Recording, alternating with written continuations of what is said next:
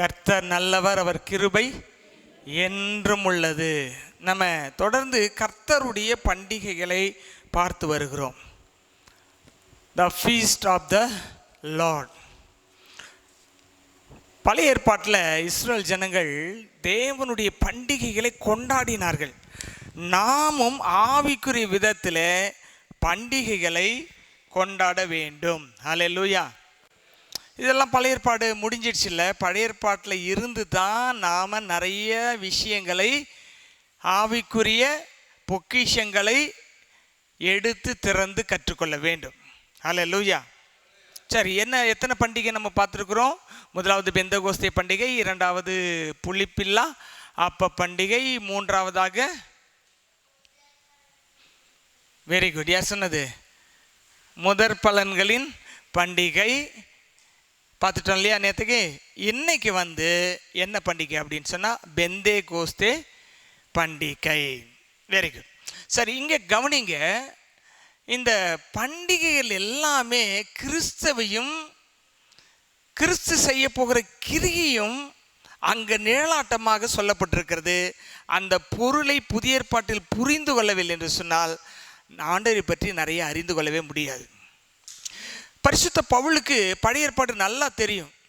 ஆனால் தான் புதிய ஏற்பாட்டில் வரும்பொழுது அவர் ரட்சிக்கப்பட்ட பிறகு பார்த்தீங்கன்னா அழகாக அதிலிருந்து கொட்டேஷன் எடுத்து அழகாக விளக்குறாரு. நல்ல விளக்க உரை எழுதியிருக்கார். 14 புத்தகங்கள் எழுதியிருக்கார் பரிசுத்த பவுல்.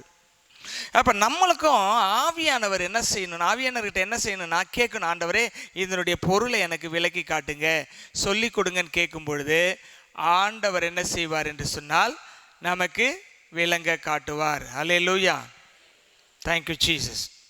இப்போ நம்ம இன்னைக்கு எடுத்துக்கொள்வோம் யாத்திராகம புஸ்தகம் 34ஆம் அதிகாரம் 22லிருந்து நம்ம பார்த்தோம் சொன்னால் பெந்தேகோஸ்தே பண்டிகை குறித்து அங்கே எழுதப்பட்டிருக்கிறது. ஒரு வசனம் வாசிங்க, அதுக்கப்புறம் நான் உங்களுக்கு கொஞ்சம் விளக்கம் சொல்கிறேன். மைக்கில் வாசிங்க. 34:22 இங்கே பார்த்தீங்கன்னு சொன்னால் வாசிங்க. கோதுமை அறுப்பின் முதற் பலனை செலுத்தும் 7 வாரங்களின் பண்டிகையையும் 7 வாரங்களின் பண்டிகையை வருஷ முடிவிலே சேர்ப்பு கால பண்டிகையையும் ஆசரிப்பாயாக. சேர்ப்பு கால பண்டிகை ஆசரிப்பாயாக. வருஷத்தில் 3 தரம் உங்கள் ஆண்மக்கள் எல்லாரும் இஸ்ரவேலின் தேவனாயிருக்கிற கர்த்தராகிய ஆண்டவரின் சன்னதியில் வரக்கடவர்கள். நான் புறஜாதிகளை உங்கள் முன்னின்று துரத்திவிட்டு. சரி, கவனிங்க. என்னென்ன பண்டிகை? பஸ்காம் பண்டிகைக்கு ஆண்கள்லாம் இருக்கணும், பெந்தகோஸ்தே பண்டிகைக்கு இருக்கணும், கூடார பண்டிகை இருக்கணும். இந்த 3 பண்டிகைக்கும் எல்லா ஆண் மக்கள் என்ன செய்யணும்? கண்டிப்பாக எங்கே இருக்கணும்? எருசலேமில் இருக்கணும். சரி, இப்போ இந்த பெந்தகோஸ்தே பண்டிகை அதை குறித்து கொஞ்சம் உங்களுக்கு சொல்கிறேன். 34ஆம் அதிகாரத்தில் மோசே போய் 10 கட்டளை வாங்குறதுக்கு எங்கே போகிறாரு? சீனை மலையில் ஏறி ஆண்டவர் சமூகத்தில் 40 நாள் உபவாசம் இருக்கார் இல்லையா? அப்போ ஆண்டவர் கட்டளைகளை கொடுத்தார். அப்பொழுது மேகம் இறங்கி வந்தது, புகைக்காடாக அக்கினிமயமாக அந்த மலை எரிகிறது போல இருந்தது. இதுதான் பழைய ஏற்பாட்டில் பெந்தகோஸ்தே. பழைய ஏற்பாட்டில் பெந்தகோஸ்தே என்னது? இதுதான். ஆண்டவர் இறங்கி வந்தபொழுது அங்கே அக்கினி இறங்கியது, வார்த்தைகள் வந்தது. அங்கே என்ன செய்தாங்கன்னா, ஜனங்க யாரும் வர வேண்டாம், மோசே மட்டும் வரட்டும் அப்படின்னு சொன்னார். அப்போ பெந்தகோஸ்தே என்பது என்னன்னா, இங்கே நீங்கள் வாசித்தீங்க இல்லையா 22ஆம் வசனத்தில் வாரங்களின் பண்டிகை. இப்போ கவனிங்க தயவு செய்து. என்ன நம்ம நேற்று முதற் பலன்கள் பார்த்தோம் இல்லையா? வயலிருந்து முதல் அரிக்கட்டை கொண்டு போய் எங்கே வைக்கணும்? ஆண்டவருடைய ஆலயத்தில் அசைவாட்டணும். அசைவாட்டுறதுன்னு தெரியுமா? இந்த கட்டை பிடிச்சிக்கிட்டு என்ன செய்வாங்க? இப்படி அசைப்பாங்க, இப்படி அசைப்பாங்க. தேவனுடைய சமூகத்தில் பாருங்கள், நீங்கள் கொடுத்த அந்த வயல்வெளி என்னுடைய இதுக்கு அவன் நன்றியாக கொண்டு வந்திருக்கான்ட்டு என்ன செய்யுது? இதுதான் அசைவாட்டுவது. அசைவாட்டி வச்சிருவாங்க. தொடர்ந்து அந்த வயலில் இருக்கிறதெல்லாம் அறுவடை செய்யணும். அறுவடை செஞ்சு முடித்து 50வது நாள் பெந்தேகோஸ்தே நாள். 7 வாரமும் எல்லா அறுவடையும் முடிச்சிடணும். இப்போ நம்ம அறுவடை பண்டிகை தமிழர்கள் எப்படி கொண்டாடுறாங்கன்னா தை மாதத்தில் கொண்டாடுறாங்க இல்லையா, எல்லா அறுவடையும் முடித்து செலிப்ரேட் பண்ணுறாங்க. இவங்க என்ன பண்ணுறாங்கன்னா 7 வாரங்கள் எண்ணி கொண்டு 49 நாள் அறுவடையில் முடிச்சுட்டு 50வது நாள் என்னத்தை கொண்டு வர்றாங்க, பெந்தேகோஸ்தே நாள். பென்டோகோஸ்ட் அப்படின்னா 50th டேன்னு அர்த்தம். 7/7/49 50வது நாள் பெந்தேகோஸ்தே பண்டிகை. இந்த பெந்தேகோஸ்தே பண்டிகை எங்கே சிம்பாலிக்கலாக வந்திருக்குன்னா, சீனாய் மலையில் கர்த்தர் இறங்கினதை அவர்கள் பழைய ஏற்பாட்டில் பெந்தேகோஸ்தே நாளாக கருதுகிறார்கள். அதுக்கு அடையாளமாக அது இருக்கிறது என்று சொல்லுகிறார்கள். இதெல்லாம் வேத பண்டிதர்கள் சொல்கிற கருத்துக்களை சொல்கிறவங்களுக்கு. சரி, இப்போ முதற் பலனானவர் யாரு? கிறிஸ்து. அந்த முதற் பலன் எங்கே போயிருக்கு? முதற் பலனை கொண்டு வந்து என்ன செய்வாங்கன்னு சொன்னேன், சொல்லுங்க. நீங்கள் இன்ட்ராக்ஷன் பண்ணணும், அசைவாட்டுன்னு சொன்னேன் இல்லையா. இப்போ கிறிஸ்து யாரு? முதற் பலன். இப்போ எங்கே அசைவாடிக்கிட்டு இருக்காரு? பரலோகத்தில் அசைவரார். அதை தொடர்ந்து 7 வாரங்கள் அறுவடை நடக்கிறது.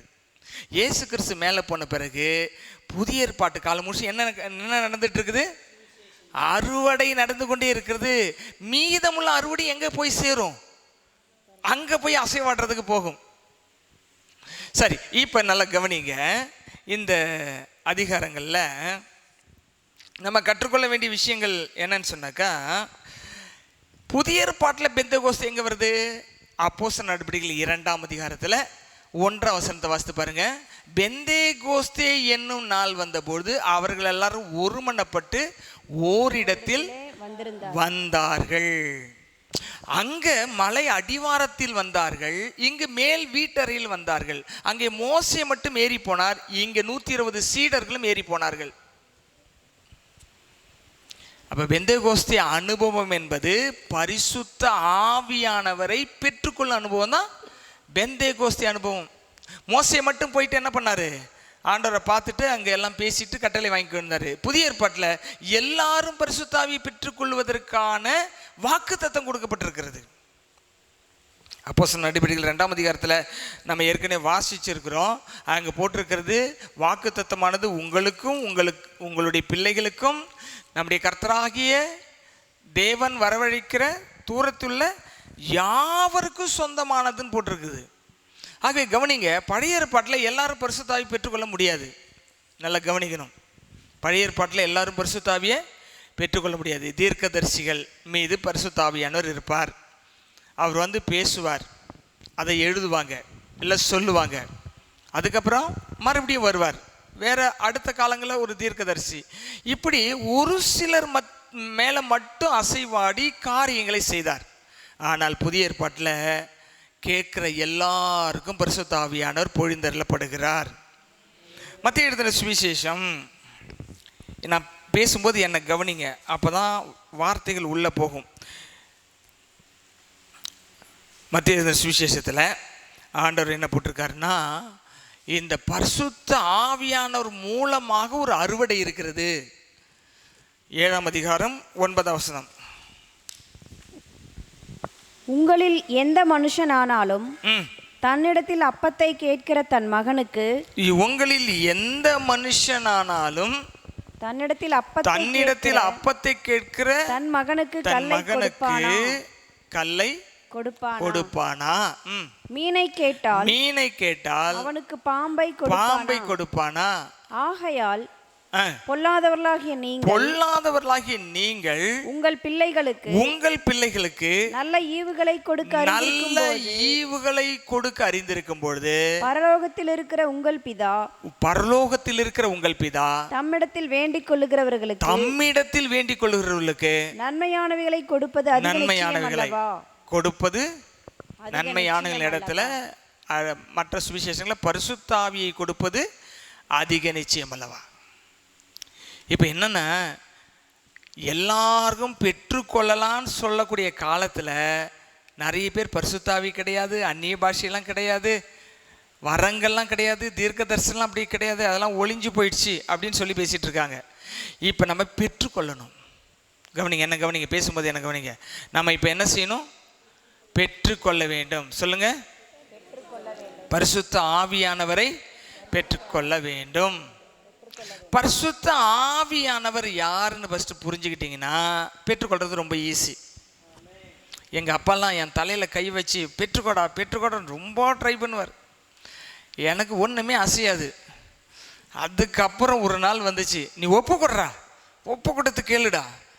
எனக்கு சொல்லி எனக்கும் மற்றவங்களாம் அந்நிய பாஷை பேசி ஆவியில் நிறைக்குள்ள நான் மட்டும் அமைதியாக உட்காந்துட்டு என்னென்னமோ பேசுகிறாங்களேன்னு பார்த்துக்கிட்டே இருப்பேன்.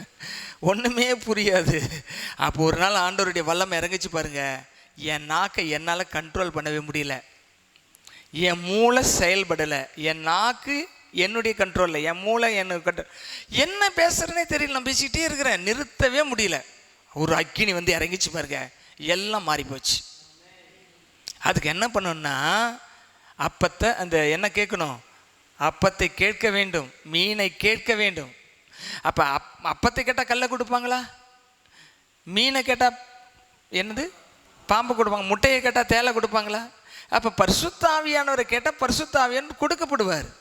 அது என்னன்னா நம்ம எந்த உலக பிரகாரமான எதன் மீதும் பற்று இல்லாத ஒரு நிலைக்கு வரணும். நான் பரிசுத்தாவி பெறாமல் இந்த இடத்த விட்டு போக மாட்டாண்டவர். நீங்கள் என்ன சொல்கிறீங்களா செய்கிறேன்னு உட்காந்து பாருங்கள். ஆட்டோமேட்டிக்காக ஆண்டவர் இருதயத்தை பார்ப்பார், செகண்டில் இறக்கிடுவார். ஒரே செகண்ட் தான். அல்லேலூயா. அதுக்கப்புறம் பார்த்தீங்கன்னா 1987 எங்கள் அப்பா மூலமாக தான் நான் பரிசுத்தாவியை பெற்றுக்கொண்டேன். 1987 ஒரு மீட்டிங் நடந்துச்சு சென்னையில். மோரிஸ் சொர்லோ அப்படின்னு ஒரு தேவ மனிதர். அவங்க என்ன பண்ணாங்கன்னா எல்லாருக்கும் ஜெபம் பண்ணுறாங்க. இப்படி தான் கை வச்சார் பாருங்க. இங்கே கை வச்சார், அந்த தூணுக்கிட்ட போய் விழுந்துட்டேன். 10 அடிக்கு மேலே தூக்கி போட்டுருச்சு. அப்படியே ஸ்வங்கின்னு போய் பத்துன்னு விழுந்துச்சு. அவ்வளோ வல்லமை. எப்படி வந்துச்சு, என்ன நினச்சி எங்கே இருக்குன்னே தெரியாமல் போச்சு. அவ்வளோ பெரிய ஒரு அக்கினி. பரிசுத்த ஆவியினுடைய வல்லமையை அதிகமாக ஒவ்வொரு நாளும் பெற்றுக்கொண்டே போயிட்டே இருக்கணும். பெற்றுட்ட முடிஞ்சிச்சுன்னு கிடையாது. தினந்தோறும் அந்நிய பாஷையில் பேசணும். தினந்தோறும் ஆவியின் அபிஷேகத்தை நேற்றுக்கு 10%னா இன்றைக்கி 12% இருக்கணும். நாளைக்கு 15, அப்படியே டே பை டே ஏறிட்டு போயிட்டே இருக்கணும். இப்போ பாருங்க, பல்புஸ்லாம் இருக்குது. நம்ம இங்கே ஒரு பல்பு 5 வாட்ஸோ 10 வாட்ஸோ இருக்குது. ஆனால் இது பார்த்திங்கன்னா 100 வாட்ஸு, மேலே இருக்கிறது 40 வாட்ஸு. அப்போ எல்லாமே லைட்டு தான். ஆனால் அதனுடைய வாட்டேஜ் கூடுற மாதிரி பரிசுத்தாவின் வல்லமையினால் நிரப்பப்படணும். ஒவ்வொரு நாளும் அதில் இன்க்ரீஸ் ஆகிட்டே போயிட்டே இருக்கணும். அல்லேலூயா. இன்க்ரீஸ் ஆகணும்னா பெருகி கொண்டே போகணும். அதிக வல்லமையை, அதிக வரங்களை நம்ம நாடணும். மற்ற எல்லாத்தையும் நம்ம இருதயத்தை விட்டு அகற்றணும். சொல்லுங்கள், ஆண்டவரே உலக பிரகாரமாக இருக்கிற எல்லாவற்றையும் அகற்றி போடுகிறேன். நீர் எனக்கு உம்முடைய ஆவியினால அந்நிய பாஷை அடையாளத்தோடு பரிசுத்த ஆவியை தாங்க. சொல்லுங்க, நீங்களே சொல்லுங்க பார்க்கலாம். தாரும். அல்லேலூயா. பாருங்க, இந்த அந்நிய பாஷை பெற்றுட்டா எப்பொழுதுமே ஆண்டவர்கிட்ட பேசிகிட்டே இருக்கலாம். எப்பவுமே ஆண்டவர்கிட்ட பேசிட்டேன். இப்போ ஒரு வீட்டில் மேரின்னு ஒரு அம்மா வேலை செஞ்சாங்களாம். அவங்க நல்ல படிக்காதவங்க, ஆனால் ஆண்டவருடைய அபிஷேகத்தை பரிசுத்த ஆவி அந்நிய பாஷை பெற்றவங்க. அப்போ எப்போ பார்த்தாலும் ஜெப நிலையிலே இருப்பாங்களாம். அப்போ அந்த வீட்டுக்காரங்க கேட்டாங்களா, எப்போ நீ எப்போயுமே மகிழ்ச்சியாக இருக்கிற, எப்பயுமே ஏதோ பேசிக்கிட்டு சந்தோஷமாக இருக்க எப்படின்னா? அது சொல்கிறாங்க, நான் அந்த கூட்டும் பொழுதும் ஆண்டவரை நினைக்கிறேன், சமைக்கும் பொழுதும் ஆண்டவரை நினைக்கிறேன், நடக்கும் பொழுதும் ஆண்டவரை நினைக்கிறேன். அவர் நினைக்க அவர் என்கிட்ட சொல்லிகிட்டே இருக்கிறாரு, அவர் சொல்கிறத நான் செஞ்சுட்டே இருக்கிறேன். கண்டினியூ கம்யூனிகேஷன் வந்து நமக்கு இருந்துக்கிட்டே இருக்கும் பரிசுத்த ஆவி பெற்றுக்கொண்டா. அதுதான் நம்ம அவர்கிட்ட பேசிட்டு ஒரு நபர் கூட இருந்தால் சும்மா இருப்பாரா? ஒரு நபர் உங்கள் கூட வர்றாங்கன்னா அமைதியாக வாய்மட்டு வருவாங்களா? பேசுவாங்கல்ல. அப்போ பரிசுத்த ஆவி பெற்றுக்கொண்டா பேசிக்கிட்டே இருப்பார். அவர் அன்ஸ்டாப்பபிள், நிறுத்தவே மாட்டார், பேசிகிட்டே இருப்பார். அந்த அனுபவம் தான் நமக்கு வரணும். சிலர் பார்த்தீங்கன்னா ஞாயிற்றுக்கிழமை பார்த்தீங்கன்னா துள்ளி குதிப்பாங்க, ஜம் ஜம்னு எல்லாம் பயங்கரமாக இருக்கும். அப்படி சாறு பாய்க்கு எல்லாம் கிழிச்சிருவாங்க, உடைச்சிருவாங்க. வீட்டில் போய் பார்த்தாக்கா அமைதியாக உட்காந்துட்டு வேறு எதையோ பண்ணிகிட்ருப்பாங்க. அப்படி இருக்கக்கூடாது. எப்பொழுதுமே அந்த சென்ஸ், ஹோலி ஸ்பிரிட்டோடு நம்ம இருக்கிறோம், அவர் நம்ம கூட இருக்கிற அந்த சென்ஸோட கடைக்கு போனால் ஹோலி ஸ்பிரிட் ஆஃப் காட் இந்த மாதிரி கடைக்கு போகலான்ட்டு இருக்கிறேன், என்ன நடத்துங்க, எந்த கடைக்கு போகணும், என்ன வாங்கணும், யாருக்கிட்ட என்ன பேசணும் அப்படின்னு அவர்கிட்ட கேட்டு கேட்டு கேட்டு கேட்டு செஞ்சிங்கன்னா ரொம்ப அற்புதமாக இருக்கும், பிரச்சனையே வராது. மாம்சத்தில் பரிசுத்தாய் பெற்றவங்க நிறைய பேர் மாம்சத்தில் பேசி தான் நிறைய ஆவியானவருடைய கிரியை தடுத்துடுறாங்க. இன்னும் சில வசனங்களை நம்ம வாசிக்கலாம். லேவியராகமம் புஸ்தகம் 23ஆம் அதிகாரம் 15-16 வசனத்தை வாசிங்க. லேவியராகமம் புஸ்தகம் 23:15-16. நீங்கள் அசைவாட்டும் கதிர்கட்டை கொண்டு வாரும் ஓய்வு நாளுக்கு மறுநாள் முதற்கொண்டு என்ன துவங்கி 7 வாரங்கள் நிறைவேறின பின்பு 7ஆம் ஓய்வு நாளுக்கு மறுநாள் ஆகிய 50ஆம் நாள் மட்டும் எண்ணி கர்த்தருக்கு புதிய போஜன பலியை செலுத்த கடவீர்கள். போதும், கவனிங்க. முதற் பலன் முடிந்து 7 வாரம் எண்ணிட்டு அடுத்தது வர பண்டிகை என்னது? 50வது நாள். பாரு, இயேசு கிறிஸ்து உயிர்த்தெழுந்தாரா? முதல் பலன் முடிஞ்சிருச்சா? உயிர்த்தெழுந்து பிறகு 50 நாள் கழிச்சு, அதை 49 நாள் கழித்து 50வது நாளில் மேல்வட்டரையில் கூட்டுறாங்க. இந்த பண்டிகையும் இயேசுனுடைய அந்த நிகழ்வும் சரித்தம் எப்படி மேட்ச் ஆகுது பார்த்தீங்களா? அங்கே 7 வாரம் 49 + 1, இங்கேயும் உயிர்த்தெழுந்து 40 நாள் தரிசனம் ஆகிட்டு சொல்கிறாரு, நீங்கள் போய் 10 நாள் காத்துருங்க எருசலேம்னு சொல்கிறாரு. அப்போஸ்தலர் நடபடிகள் 2ஆம் அதிகாரத்தில் 1ஆம் அதிகாரத்தில் சொல்கிறார். 1ஆம் அதிகாரத்தில் நீங்கள் என்ன செய்யாதீங்க, நீங்கள் எருசலேம் விட்டு போகாமல் பிதாவின் வாக்குத்தத்தம் நிறைவேறும்படி காத்திருங்கள் அப்படின்னு சொல்லுவார். 1ஆம் அதிகாரத்தில் 8ஆம் வசனம் நினைக்கிறேன், 5ஆம் வசனம். விட்டு போகாமல், ஆகையால் நீங்கள் எருசலேம் விட்டு போகாமலும் என்னிடத்தில் கேள்விப்பட்ட பிதாவின் வாக்குத்தத்தம் நிறைவேற காத்திருங்கள் என்று கட்டளையிட்டார். 40 நாள் தரிசனம் ஆயிட்டு 10 நாள் போய் எல்லாம் ஜெபம் பண்ணுங்க. நான் சொல்கிறேன், பரிசுத்தாய் பெறாதவங்க 10 நாள் மொபைல் ஆஃப் பண்ணிவிட்டு எந்த ஆக்டிவிட்டீஸ் இல்லாமல் ஆண்டவர் சமூகத்தில் உட்காருங்க, ஆட்டோமேட்டிக்காக பரிசுத்தாய் இருப்பார், நிரப்பார். அல்லேலூயா. ரொம்ப விசேஷமாக இருக்கும். ஒரு எதிர்பார்ப்போடு பரீட்சை எழுத போகிறப்ப மொபைல் கொண்டு போவீங்களா? இல்லை முக்கியமாக சின்சியராக ஒருத்தங்கிட்ட பேசியிருக்கல மொபைல் பார்த்துட்டு இருப்பீங்களா? அப்போ கம்ப்ளீட்டாக உலக பிரகாரமான சத்தங்கள்லாம் நிறுத்திட்டோம்னா கர்த்தருடைய சத்தம் கேட்கும், கர்த்தருடைய அபிஷேகம் இறங்கும். இதுதான் சீக்ரெட்டே. இப்போ ஒரு விஷயத்துக்காக ஜெபிக்கும் பொழுது நம்ம ஆவியானவர் நமக்குள்ளேருந்தே பேச ஆரம்பிச்சிருவார், சொல்லி கொடுப்பார், எல்லாத்தையும் சொல்லி கொடுப்பார். அல்லேலூயா. அப்போ அவங்க காத்திருந்தாங்களா?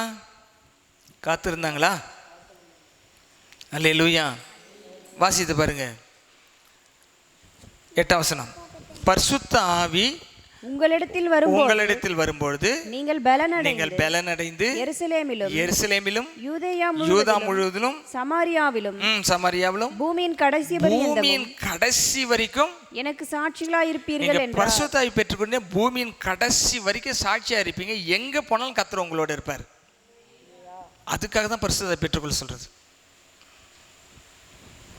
கர்த்தர் சித்தமானால் ஈஸ்டர் 20ஆம் தேதி பரிசுத்தாவின் அபிஷேகத்துக்காக நம்ம ஜெபிக்க போகிறோம், பரிசுத்தாவின் வல்லமைக்காக ஜெபிக்க போகிறோம், பரிசுத்தாவின் வரங்களுக்காக ஜெபிக்க போகிறோம். அதுக்காக செய்தியை நான் ஆயத்தப்படுத்திட்டு இருக்கேன். நீங்களும் ஆயத்தமாக இருங்க. பரிசுத்தாவின் அபிஷேகம் வரங்களோடு கேளுங்க. பரிசுத்தாவி கொடுக்குறீங்கப்பா, ஒரு வரத்தை சேர்த்து எனக்கு கொடுங்கன்னு கேளுங்க, வரமும் சேர்த்து அக்காம்ப்ளிஷ் ஆகிடும். யார் வேணால் பெற்றுக்கொள்ளலாம், கேட்கிற எவனும் பெற்றுக்கொள்கிறான்னு சொல்கிறாரு. அல்லேலூயா. இதுதான் யாருக்குரியதுன்னு சொல்லியிருக்குது.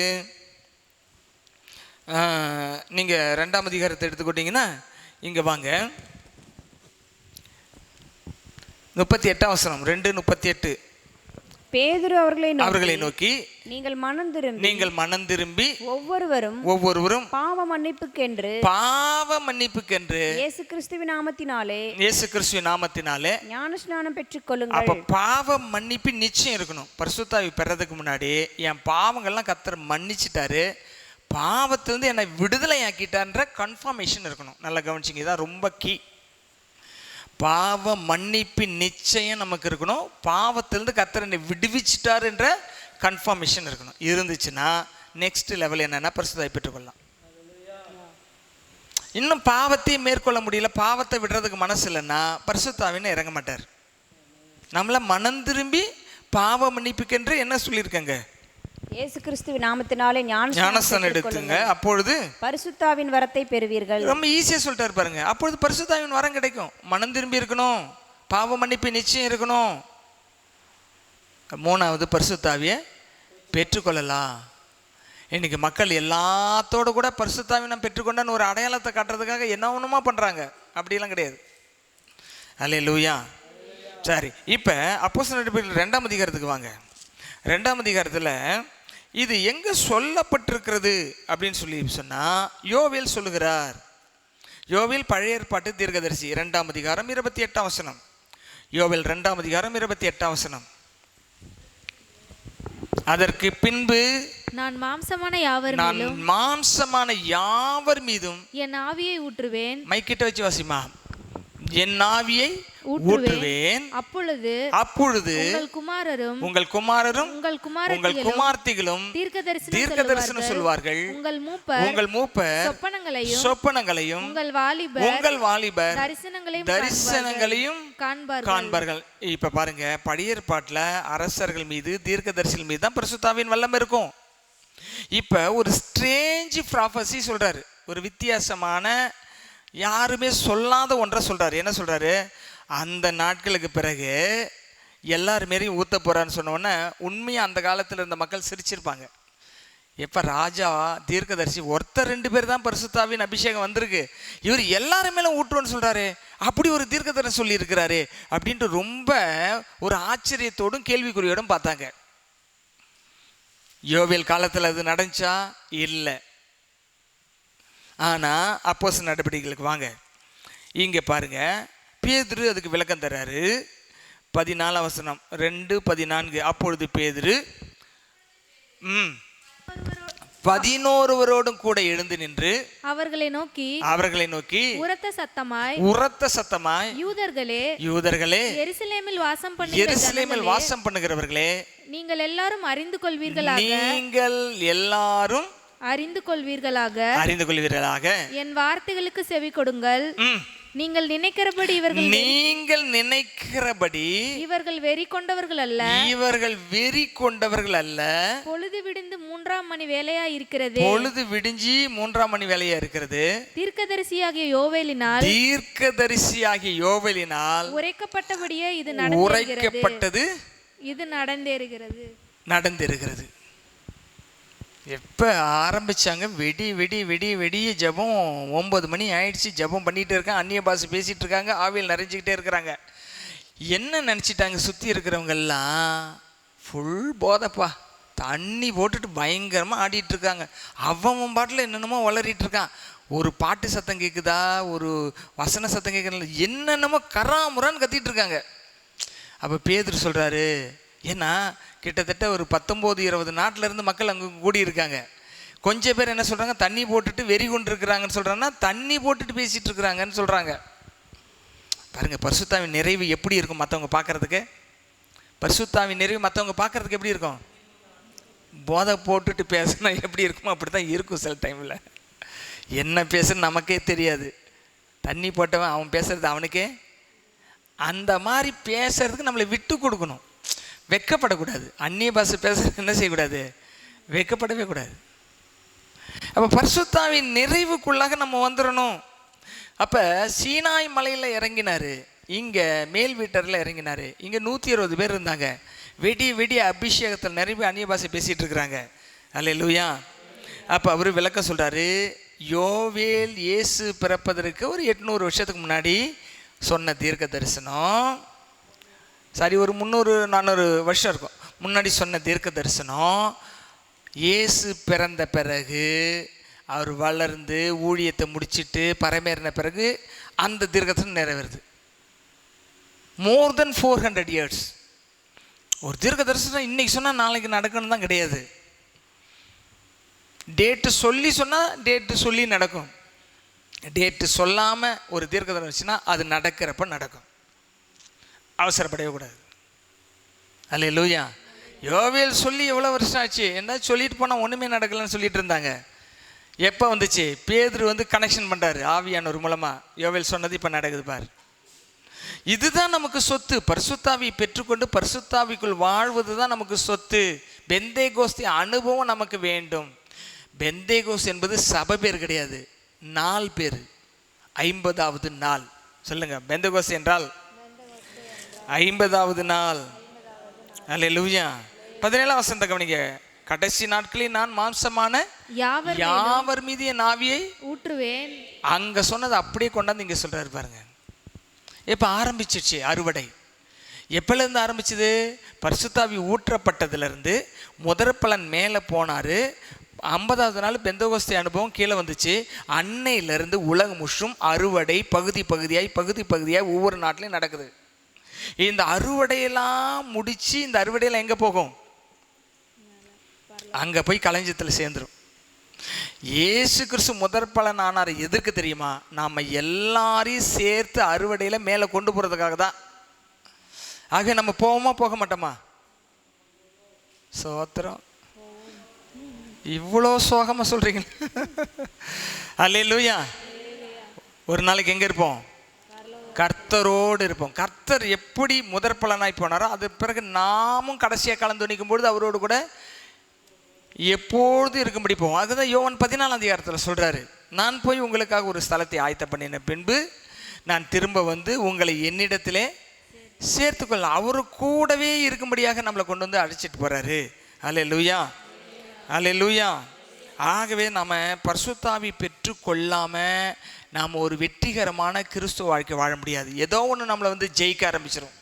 கண்ணு ஜெயிக்க சில டைம் காது ஜெயிக்க ஆரம்பிச்சிடும். காதை ஜெயிச்சிரும் உலகம், கண்ணை ஜெயிச்சிரும் உலகம், மனசு திருடிடும் உலகம். ஆகவே எதுவும் திருடாமல் இருக்கணும்னா பரிசுத்தாவினால் நிரப்பப்பட்டிருக்கணும். அல்லேலூயா. பரிசுத்தாவினால நிரப்பப்பட்டவர்களாக இருக்க வேண்டும். 4ஆம் அதிகாரம் 31ஆம் வசனம். அப்போஸ்தலர் நடபடிகள் 4:31. அவர்கள் ஜெபம் பண்ணின போது, அவர்கள் ஜெபம் பண்ணுகிற போது அவர்கள் கூடியிருந்த இடம் அசைந்தது. அவர்கள் கூடியிருந்த இடம் அசைந்தது. அவர்கள் எல்லாரும் பரிசுத்த ஆவியினால் நிரப்பப்பட்டு தேவ வசனத்தை தைரியமாய் சொன்னார்கள். தேவ வசனத்தை தைரியமாய் பிரசங்கித்தார்கள். உட்கார்ந்த இடம் எப்படி இருந்துச்சா? அசைஞ்ச ஷேக் ஆகுதோ? இடமே ஷேக் ஆயிருக்குன்னா அப்போ எப்படி ஆண்டவருடைய வல்லமை இறங்கி இருக்கும் பாருங்க. 2ஆம் அதிகாரத்தில் நீங்க 2ஆம் வசனத்தை வாசித்து பாருங்க.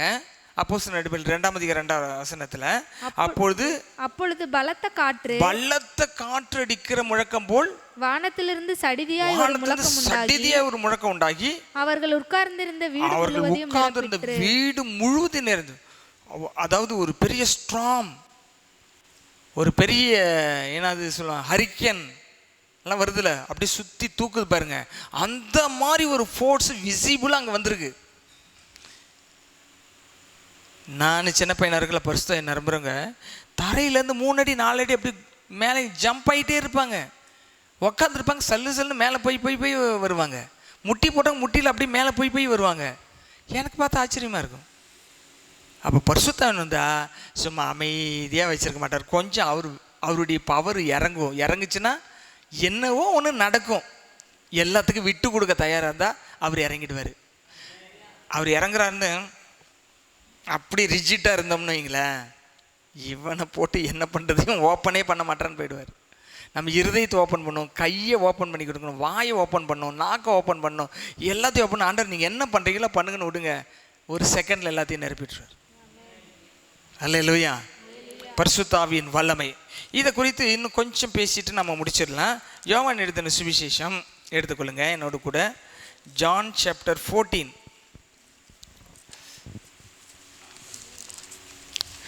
14ஆம் அதிகாரத்தில் கவனிங்க. 12ஆம் வசனம் 12.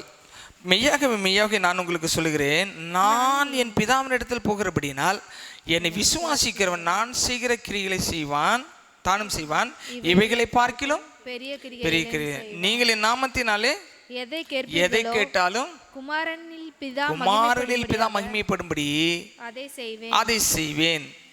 சரி, சொல்லிட்டு என்ன சொல்றாரு? 16 வசனம். நான் பிதாவை வேண்டிக் கொள்ளுவேன், அப்பொழுது என்றைக்கும் உங்களுடனே கூட இருக்கும்படிக்கு, என்றென்றைக்கும் உங்களுடனே கூட இருக்கும்படிக்கு சத்திய ஆவியாகிய வேறொரு தேற்றவாளனை அவர் உங்களுக்கு தந்தருளுவார். எப்படி இருக்கும்படியாக? என்றென்றைக்கும் உங்களோட இருக்கும்படியா. ஒரு செகண்ட் கூட உங்களை விட்டு விலகாம இருக்கக்கூடியவர் தான் பரிசுத்த ஆவியானவர். அவரை பெற்றுக்கொள்ளுங்க. அதை தவிர வேற எதுக்கும் முக்கியத்துவம் கொடுக்காதீங்க. 10 days ஃபிக்ஸ் பண்ணுங்க. என்னாகும்? அந்த 10வது நாள் நிரப்பிடுவார். வேற எதுவுமே சொத்து கிடையாதுங்க. பரிசுத்தாவை பெற்றுக்கொள்றது தான் பெரிய சொத்து. அவர் தான் நமக்கு என்ன, என்றென்றே இருப்பார், தேற்றுவார், வழி நடத்துவார். இதில் இன்னொரு வசனம் கூட நான் உங்களுக்காக வாசிக்கிறேன். 26. என் நாமத்தினாலே பிதா அனுப்ப போகிற பரிசுத்த ஆவியாகிய தேற்றரவாளனே எல்லாவற்றையும் உங்களுக்கு போதித்து நான் உங்களுக்கு சொன்ன எல்லாவற்றையும் உங்களுக்கு நினைப்பூட்டுவார். நான் உங்களுக்கு சொன்ன எல்லாத்தையும் உங்களுக்கு ரிமைண்டர்ல போட்டுக்கிட்டே இருப்பார். இங்க சொல்லியிருக்கு பாரு, இது போய் நட. இந்த வசனம் இங்க சொல்லியிருக்கு, இது போய் நட.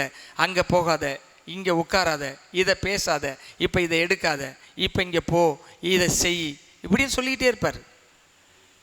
டூ டோன்ட் சொல்லிக்கிட்டே இருப்பார். 24 hours டூ டோன்ட்ஸ் சொல்லக்கூடிய ஒரு நபர் யாருன்னா பரிசுத்த ஆவியானவர். நீங்கள் அப்படி டூ டோன்ட்ஸ் சொன்னால் கேட்டு நடக்கிறதுக்கு ரெடியாக அவரை ரிசீவ் பண்ணணும். அல்லேலூயா. இப்போ கடைக்கு போகலாமா, ஒரு லீடிங் இருக்கணும், ஒரு சின்ன லீடிங் இருக்கணும். சரி கடைக்கு போகலான்னு பாஸ்டர் அம்மா சொன்னாங்க. சரி போகலான்னு ஒரு லீடிங் இருந்துச்சு. போன அந்த காரியத்தை செஞ்சு முடிச்சாச்சு. சரி இதை வாங்கலாமா யோசிக்கிறோம். லீடிங் இல்லை, வாங்கிறதுக்கு உணர்வு இல்லை, வழிநடத்து இல்லை, ஸ்டாப் பண்ணிடணும். நீங்கள் விரும்பி ஒன்றை செஞ்சால் மாட்டிக்குவீங்க. பரிசுத்தாவை பெற்ற பிறகு அவர் சொல்லி செஞ்சால் எல்லாத்துலேயும் ஃப்ரீயாக இருக்கும். அதனால தான் wait upon the Lord, hear the voice of the Lord and do what he's told you. என்ன சொல்கிறாரோ அதை செய்யுங்க. இந்த கமிட்மெண்ட் இருந்துச்சுன்னா பரிசுத்தாவியினர் தாராளமாக பெற்றுக்கொள்ளலாம். நான் இப்படி தான் இருப்பேன், எனக்கு ஒரு பரிசுத்தாய் பெற்றுக்கொண்டுன்னு ஒரு அடையாளம் மட்டும் வேணும் அப்படின்னா அது கரெக்டான ரைட் கைண்ட் ஆஃப் ஸ்பிரிட்டாக இருக்கவே இருக்காது. சகல சத்தியத்திலும் என்ன செய்வார்? அவர் நடத்துவார். அல்லேலூயா. எப்படி நடத்துவார் அவர்? சகல சத்தியத்தில் 16:13 சத்திய ஆவியாகி அவர் வரும்பொழுது சகல சத்தியத்தில் உங்களை நடத்துவார். அவர் தம்முடைய சுயமாய் பேசாமல், நல்லா கவனிங்க, ஹோலி ஸ்பிரிட் ஆஃப் காட் சுயமா பேச மாட்டாரு. ஆகவே நீங்களும் சுயமா எதையும் செய்யக்கூடாது. பரிசுத்தாவை பெற்ற பிறகு மாட்டிக்குவீங்க. அவர் தமது சுயமாய் ஒன்றும் செய்யாமல் தாம் கேள்விப்பட்டவைகள் யாவையும் சொல்லி வரப்போகிற காரியங்களை உங்களுக்கு அறிவிப்பார். அவர் என்னுடையதிலிருந்து எடுத்து உங்களுக்கு அறிவிப்பதனால் என்னை மகிமைப்படுத்துவார். அவர் இயேசு சொன்னதை எடுத்து உங்களுக்கு சொல்றதுனால இயேசுவை பரிசுத்த ஆவியானவர் மகிமைப்படுத்துவார். நீங்க செஞ்சு நீங்களாகவே சுயத்தில் போய் செஞ்சு மாட்டிக்க கூடாது. இன்னைக்கு ஏன் பரிசுத்த ஆவியானவர் பூரணமாக ஒரு விசுவாசின் வாழ்க்கையில் கிரியை செய்யலைன்னா, பூரணமாக அவர் கிரியை செய்கிறதுக்கு ஒப்பு கொடுக்கல, சுயத்திலே வேலை செய்கிறாங்க.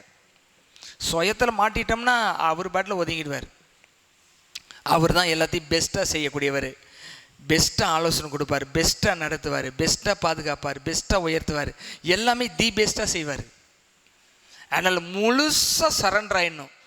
எதெல்லாம் ஆசையாக இருக்கோ அந்த ஆசையெல்லாம் சிலுவையில் வச்சிடணும். ஃபுல்லாக ஒப்பு கொடுத்துட்டா தினந்தோறும் அந்நிய பாஷை அடையாளத்தோடு ஆவியில நிரம்பி ஜெபிச்சு பாருங்க. பெரிய அறுவடையை, பெரிய ஆசீர்வாதத்தை, பெரிய உயர்வுகளை என்னெல்லாம் நீங்கள் எதிர்பார்க்குறீங்களோ அதை எதிர்பார்க்கறதை காட்டில் அதிகமாக அவர் செஞ்சு கொடுப்பார். நான் என்னுடைய வாழ்க்கையில் ரொம்ப சென்சிட்டிவாக இருக்கிற ஒரு விஷயம் என்ன தெரியுமா?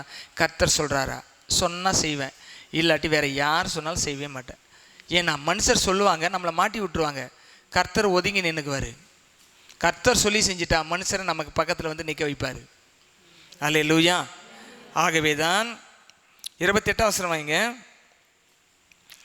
நான் போவேன் என்றும் திரும்பி உங்களிடத்தில் வருவேன் என்றும் நான் உங்களுடைய சொன்னதை கேட்டீர்களே. நீங்கள் என்னில் அன்புள்ளவர்களாக இருந்தால் பிதாவினிடத்துக்கு போகிறேன் என்றும் நான் சொன்னதை குறித்து சந்தோஷப்படுவீர்கள், ஏனெனில் என் பிதா என்னிலும் பெரியவரார். இது நடக்கும் பொழுது நீங்கள் விசுவாசிக்கும்படியாக நடப்பதற்கு முன்னே இது உங்களுக்கு சொன்னேன் அப்படின்னு சொல்லியிருக்கார். ஆக பரிசுத்தாவி பெற்றுக்கொள்வது ரொம்ப ரொம்ப ரொம்ப ரொம்ப ரொம்ப முக்கியம்.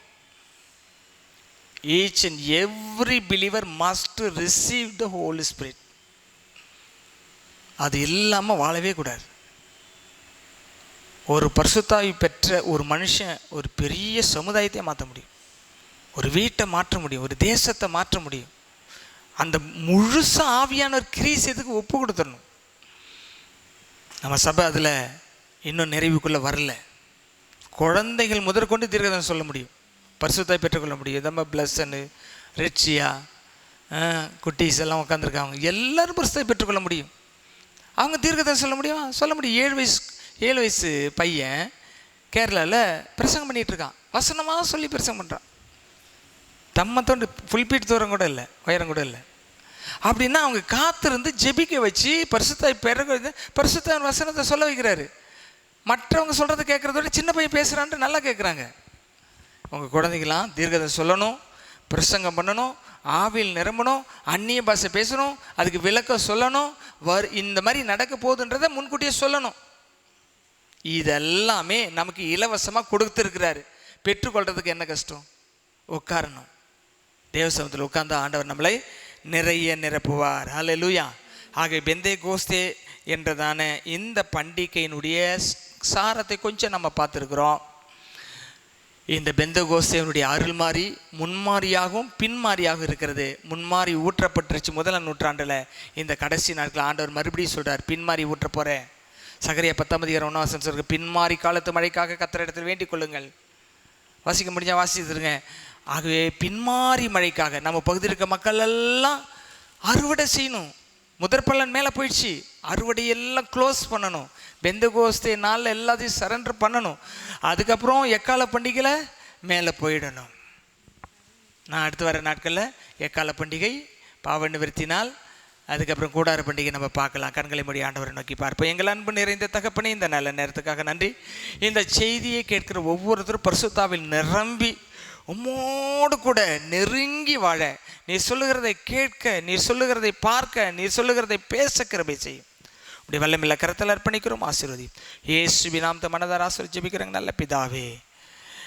என் ஆத்துமாவே கர்த்தரை ஸ்தோத்திரி, என் முழுவலுமே அவருடைய பரிசுத்த நாமத்தை ஸ்தோத்திரி. என் ஆத்துமாவே கர்த்தரை, அவர் செய்த சகல உபகாரங்கள் என்று மறவாதே.